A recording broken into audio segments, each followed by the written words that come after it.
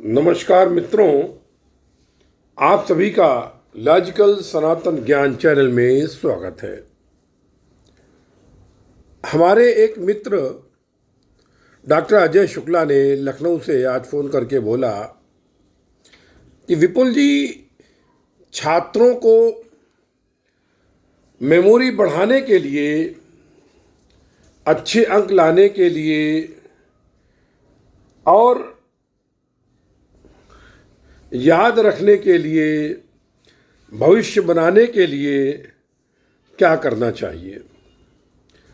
आज इसी विषय पर चर्चा करते हैं। मित्रों, मैं विपुल सेन लखनवी उर्फ सनातन पुत्र देवीदास विपुल, लखनऊ यूनिवर्सिटी से बीएससी किया, एचबीटीआई कानपुर से बीटेक किया, फिर एमटेक किया। उसके बाद भाभा परमाणु अनुसंधान केंद्र ज्वाइन किया और वर्ष अभी 2020 में अभी 31 दिसंबर को मैं सेवानिवृत्त हो गया। तो निश्चित रूप से मैं समझता हूँ कि मैं आप लोगों को, युवा लोगों को कुछ ऐसी बातें बता सकता हूँ कि जो उनके भविष्य में काम आए और उनका भविष्य उज्जवल हो। क्योंकि आज के जो बालक हैं वे कल के भविष्य हैं, देश के कर्णधार हैं। उनका मजबूत होना, उनका सुदृढ़ होना, उनका बलशाली होना, उनका आत्मनिर्भर होना, ये देश के लिए बहुत आवश्यक है। किसी ने कहा है कि यदि तुम किसी राष्ट्र को जीतना चाहते हो तो उस पर हमला करके जीत सकते हो। यदि किसी को 50 वर्षों के लिए गुलाम बनाना चाहते हो तो उसको इकोनॉमिकल फ्रंट पर डिफीट करके बर्बाद कर सकते हो। लेकिन यदि किसी को हमेशा के लिए रौंद देना चाहते हो, बर्बाद करना चाहते हो, तो वहाँ की युवा पीढ़ी को बर्बाद कर दो। क्योंकि युवा पीढ़ी का मतलब देश का भविष्य। मैं आज बात करना चाहता हूँ आप लोगों से। सबसे पहली बात तो ये है कि जो लोग परीक्षा देने जा रहे हैं वो कुछ बातों का ध्यान रखें कि आपकी जो पढ़ाई है वो साल भर की पढ़ाई है, एक दिन की नहीं है। नित्य प्रतिदिन कुछ घंटे आयाम बना लीजिए और उस पर पढ़िए। दूसरी चीज़, आपकी परीक्षा 3 घंटे की होती है, इसलिए आप टेबल चेयर पर अपने सामने जैसे स्टडी टेबल रख करके एक कुर्सी पर बैठकर कम से कम 5-6 घंटे बैठने का नियमित अभ्यास करें। और इस अभ्यास में आपको प्यास भी ना लगे और आपको वॉशरूम भी ना जाना पड़े। ये अभ्यास बहुत ज़रूरी है, क्योंकि जो 3 घंटे की परीक्षा होती है उसमें जिन लोगों को अभ्यास नहीं होता है वे बराबर बैठ नहीं पाते हैं। मैं अपने विषय में बताऊंगा कि मुझे 16-16 घंटे टेबल चेयर पर बैठने का अभ्यास था। अभी तो खैर पीठ में दर्द हो जाता है, लेकिन फिर भी अभी कुछ घंटे तो आसानी से बैठ सकता हूँ।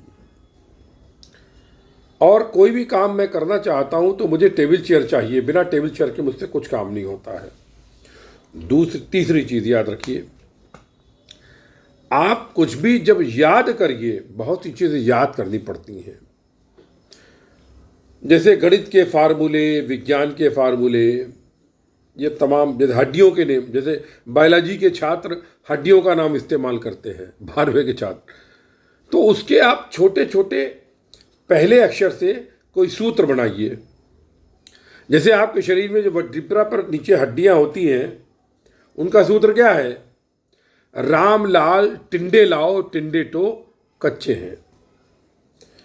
अब राम लाल लिखिए, उसके बाद आर से आपको हड्डी याद आ जाएगी, ए से हड्डी याद आ जाएगी। मैं हिंदी में पढ़ता था जब 8वीं क्लास में, तो समझ में नहीं आता था परमाणु भार क्या है, तौल्यांकी भार क्या है, संयोजकता क्या है।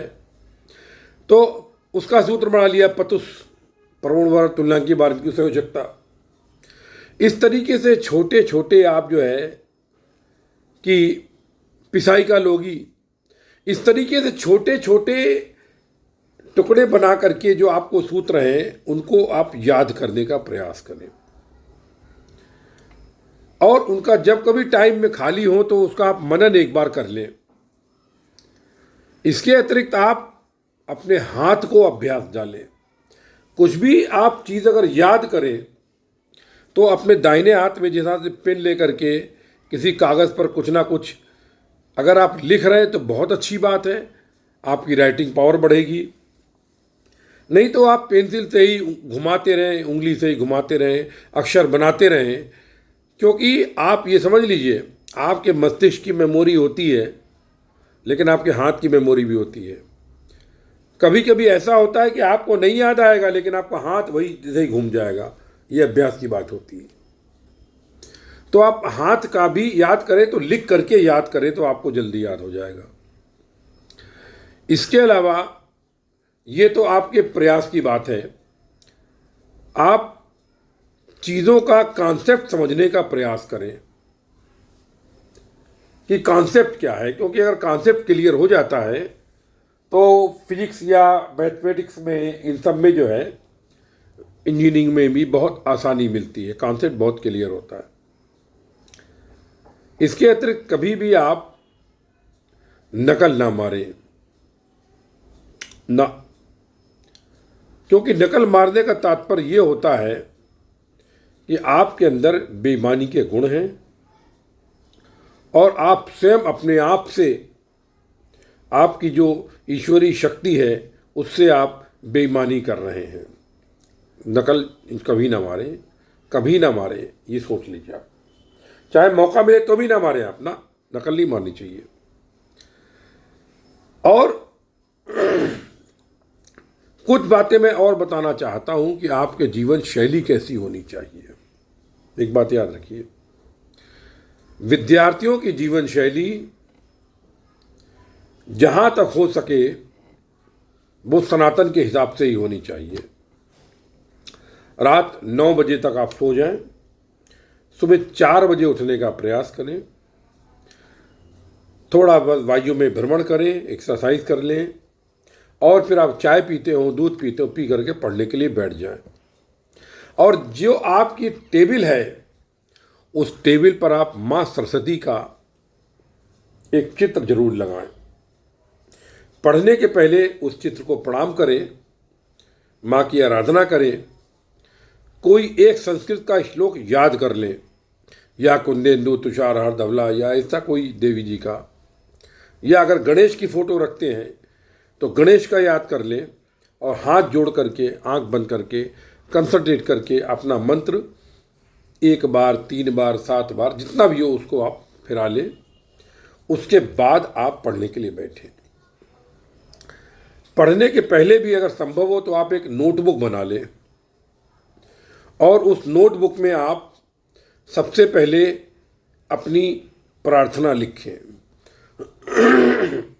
कि हे प्रभु, हे माँ, आपका मेरा ये जीवन का उद्देश्य है, मैं देश के काम हो, या वो लिख करके हस्ताक्षर डाल के अब डेट और उसमें टाइम भी लिख दें। ये मैं ये बता रहा हूँ कि मैं ये करता आया हूँ, इसलिए बता रहा हूँ आपको। और अपने जीवन को छात्रों की तरीके से ही बिताने का प्रयास करें। अब मैं आपको बताना चाहता हूं कि मेमोरी कहाँ स्टोर होती है। साइंटिस्ट के अनुसार, वैज्ञानिकों के अनुसार, जो जीव विज्ञानी हैं, हमारी मेमोरी जैसे कंप्यूटर में 0101 है, उसी तरीके से न्यूरॉन्स होते हैं हमारे ब्रेन में, सूक्ष्म, बहुत थिन प्रोटीन के, इन सब के, इनसे मिला के बनते हैं। ये आपस में उलझते हैं और उलझ करके कुछ कोड दे करके मेमोरी स्टोर करते हैं। तो 20 साल की उम्र तक तो आपकी मेमोरी बहुत बढ़ती है, लेकिन 30 साल की उम्र तक कांस्टेंट रहती है, बढ़ सकती है।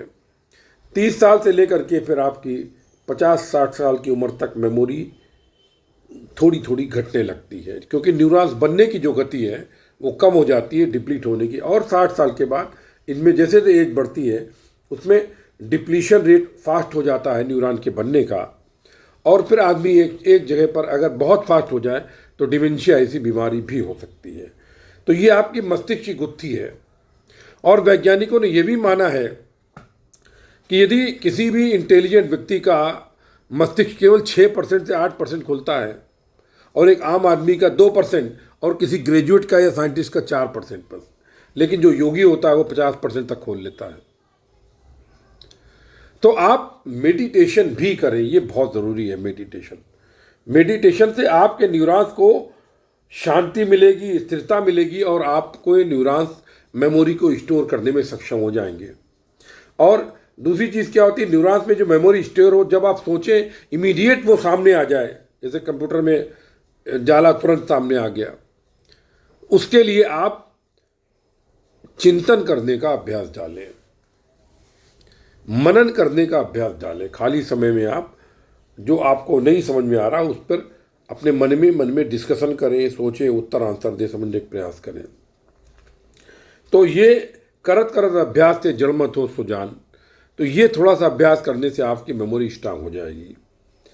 इसके अतिरिक्त और बात ये समझ लीजिए, आप नशे से दूर रहें, क्योंकि आप जब नशा करते हैं कोई भी तो आपके न्यूरॉन्स बनना बंद हो जाते हैं।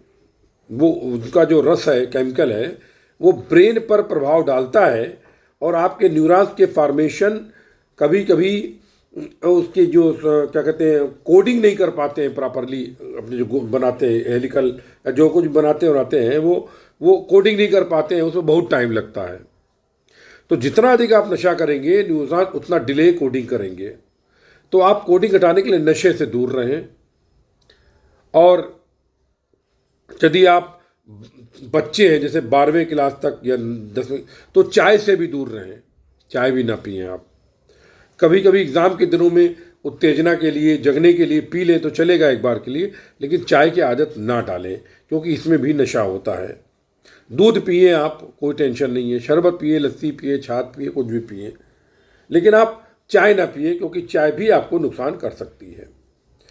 अब इसके अतिरिक्त आप अपनी खाने की जो आदतें हैं वो भी बदलें। जैसे कि ये जो जंक फूड है, देखिए क्या होता है, शरीर पूरा एक ऊर्जा का केंद्र है, पावर स्टेशन है। ब्रह्मांड में जो सर्वव्यापी ऊर्जा है उसकी थोड़ी सी बिल्कुल माइक्रो माइक्रो माइक्रो माइक्रो ऊर्जा लेकर के आपका निर्माण हुआ है। मतलब एक कण से भी मतलब नेग्लिजिबल समझ लीजिए आप, उस ऊर्जा से आपका निर्माण हुआ है और वो आपके लिए बहुत है। जब आप अधिक जैसे टीवी देखते हैं या मोबाइल देखते हैं, है ना, या आप गलत आदतों में पड़ते हैं उन सब में, तो आपकी ऊर्जा जो होती है उधर चली जाती है और आपके न्यूरॉन्स में जो मेमोरी का गठन है वो थोड़ा धीरे हो जाता है क्योंकि आपका भाव उधर बहने लगता है। ये सब भाव होता है बेसिकली। तो आप जंक फूड वगैरह ना खाएं क्योंकि इससे न्यूरॉन्स के गठन में मुश्किल होती है। ताज़ा गर्म खाना खाने का प्रयास करें। बर्गर, पिज़्ज़ा और ये टॉयलेट क्लीनर जो बोलते हैं, जिसको कोल्ड ड्रिंक बोलते हैं, ये सब ना पिए आप, क्योंकि ये सब आपके शरीर में केमिकल से बनते हैं और जाके नुकसान कर देते हैं। आप ठंडी लस्सी पिए, आइसक्रीम खाएं, आइसक्रीम भी शुद्ध दूध की बनी हो, केमिकल पड़ी हुई आलतू फालतू ना हो, घर में बना के खाएं। कुल्फ़ी खाएं क्योंकि कुल्फ़ी में कोई वो नहीं होता है, केमिकल वगैरह नहीं डालते, सिर्फ शुद्ध मलाई थोड़ी मिलावटी हो सकती है लेकिन केमिकल वगैरह जब मैं समझता हूँ नहीं होता है। कुल्फ़ी खा सकते हैं आप। तो इस तरह से आप खान पान थोड़ा कंट्रोल करें। इसके अतिरिक्त प्रकृति ने जो हमको वस्तुएं दी हैं खाने के लिए, ड्राई फ्रूट वगैरह दिए हैं, उनके जो चित्र हैं, जो शक्ल है, आप देखेंगे वो आपके शरीर के अंगों से मिलती है। जैसे अखरोट है, अखरोट की जो बनावट है वो आपके ब्रेन के अंदर से मिलती है। आप अखरोट खाइए, आपका ब्रेन फास्ट होगा। या जैसे कि बादाम, जैसे काजू है, काजू इज़ फॉर किडनी। लोग बोलते हैं कि उल्टा बोलने लगे कि काजू मत खाओ, किडनी में, ऐसा कुछ नहीं है। किडनी के फायदे के लिए काजू है। तो इस तरीके से वो आप खाएं, इस तरीके से। इसके अलावा जो हमारी आयुर्वेदिक दवाइयाँ हैं, दवाइयाँ नहीं खाइए, मतलब जैसे शंख पुष्पी या ब्राह्मी, ब्राह्मी जो होती है ये ब्रेन के लिए बहुत अच्छी होती है। मैंने तो नहीं खाई, को उस समय नहीं थी, लेकिन आजकल जो रिसर्च आयुर्वेदिक की हुई है वो जानकारी है कि Brahmi is very good. Shankhpushpi पीना चाहिए, शंखपुष्पी से मेमोरी बढ़ती है, और ये मैंने देखा है, ये प्रैक्टिकल है। तो शंखपुष्पी पीजिए आप, ब्राह्मी का जो कुछ मिले वो खाइए आप। इसके अलावा जैसे आंवला है, विटामिन सी, ये सब चीज़ें आप थोड़ी जो खान पीने में ध्यान रखिए। और नींद पूरी के लिए, अगर आपको कोई काम नहीं लग रहा, बोर हो रहे, तो आप सो जाइए। कि आप पिक्चर देख रहे हैं, इधर उधर चैटिंग कर रहे हैं या टीवी देख रहे हैं। एक्चुअली आज के युग में ये मोबाइल जो है ये वास्तव में युवा पीढ़ी का दुश्मन है ये, क्योंकि उस समय तो युवा समझता नहीं है, लेकिन मोबाइल जो है आदमी को बर्बाद कर देता है, इसमें कोई दो राय नहीं। मज़े की बात ये थी मोबाइल की शोध हुई थी दूर के लोगों को पास लाने के लिए, लेकिन मोबाइल तो पास वालों को दूर कर रहा है। ये सोचिए थोड़ा सा, मतलब। और मोबाइल जो है उसका सदुपयोग कीजिए, और मैं समझता हूँ कि अगर संभव हो तो अपने इष्ट का मंत्र जप करिए, कम से कम 1-2 माला, मतलब नियमित पूजा करने का मतलब एक अभ्यास डालें कि सुबह उठते नहाने के बाद आप ईश्वर को याद करें, दिया हुआ जलाएं, पूजा करें, और अपने इष्ट मंत्र का एक माला कर लें, और उसके आगे पीछे दुआ मांगें आपको जो हो। तो देखिए आप, आपके जीवन में इस तरीके से काफ़ी बदलाव आ सकता है मित्रों। और मैंने जो कुछ भी मैंने किया जीवन में, और लोग कहते हैं मैं सफल हूँ, मुझे तो पता नहीं, क्योंकि सफलता व असफलता तो ये मापदंड तो प्रभु के हाथ में है। क्योंकि कोई बोलते हैं लंबा जीवन सफलता है, कोई बोलते हैं ज्ञान प्राप्ति सफलता है, कोई बोलते हैं देश की सेवा सफलता है, तो वो उसके बारे में तो मैं कोई बहस नहीं कर सकता। लेकिन ये है कि छात्रों को किस तरीके से करें, क्योंकि ईश्वर की कृपा रही, मैं एक क्या कहूँ अपने मुँह से, सब प्रभु की लीला थी, अब क्या बोलेंगे उसमें। मतलब क्योंकि गिरधारी कॉलेज में आप देखें अगर, तो 1975 में मेरा नाम लिखा गया था, और 1977 में केवल 2 ही लोग फर्स्ट आए थे, एक मैं था। तो इस तरह से चलता रहा, मतलब बहुत ही टैलेंट तो नहीं मैं, लेकिन हाँ मैं ईश्वर की लीला से जीवन से पार हो गया अभी, और अभी नौकरी भी छोड़ दी, तो मैं उपदेश देने लायक हो गया। तो अगर आपको स्वीकार करना हो तो कर लीजिए आप। इन्हीं शब्दों के साथ मैं सभी छात्रों को शुभकामनाएं देता हूं कि आप भारत के भविष्य बने, भारत के कर्णधार बने, अपना करियर बनाएं, देश को आगे ले जाएं। आप सभी को बहुत बहुत शुभकामनाएं। जय गुरुदेव, जय महाकाली, सर्वत्र ब्रह्म सर्वस्व ब्रह्म।